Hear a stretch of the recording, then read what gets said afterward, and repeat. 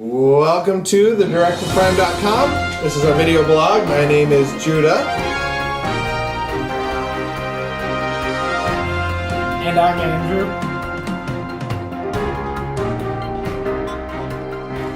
And we've decided on a little bit of a different setting and setup for our filming here. We're not in the rocking chairs anymore. Yeah. We're in a more round table-like discussion format, kind of like news brief type. News brief kind of thing. We felt it would be much more professional, quite frankly. Maybe, and we get to have our laptops involved. Yeah, that makes things a hell of a lot easier. Right. The first thing I wanted to talk about, Andrew, I wanted to get your opinion on this, is the new Star Wars The Force Unleashed 2, right? Yeah. So you've seen it. I've seen it. What did you think? I felt that it was amazingly well done. The trailer, the cinematic techniques, it looked just like the films. Yeah.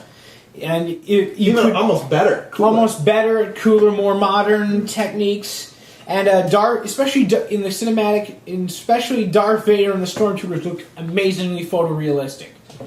And that technique has always been hard to duplicate. It really hasn't been done many times except by Lucas and Robot Chicken.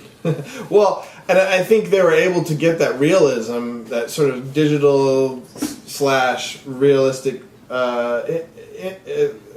cinematography through their new technique. Right? Didn't Lucas and Cameron kind of come together to form that technique? Digital some kind SLR of that kind. I'm pretty sure that Lucas and Cameron came together and developed the technology, the motion capture, photorealism, animation technology used in Avatar, Polar Express, Beowulf, and the latest adaptation of A Christmas Carol starring Jim Carrey. Right, and of course, the best by far, the most clearest, was Avatar.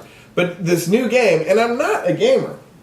I don't even own a TV, but it made me want to go out and get the game and a TV and a game console, because it had, not only did it have great graphics, but it seemed to have a compelling story. And that's not something you've seen very often in video games. That's not something you see very often in anything, quite frankly. Well, maybe novels. Well, what I was going to say was Lucas. You don't see a lot of LucasArts, because what I kept thinking was, why didn't they do this? Why didn't they have this kind of idea for Star Wars, the Clone Wars? Yeah, the animated series running on Cartoon Network. Right, well, I was thinking about the movie that it was kind of, sort of kicked it off, because I went and saw that movie and was devastatingly disappointed. I didn't actually see it, but I heard a lot of bad stuff about it. Ugh. I've seen the TV show much better. I think they really improved. And that's what I thought when I watched the show. Is I was thinking, this is just an overblown episode cartoon, Yeah, that kind of thing. If anything, they should consider making The Force Unleashed and The Force Unleashed 2 into animated films. I think there was even talk briefly about it, but I think they should. I think they would have been wildly successful. Just on the previous one.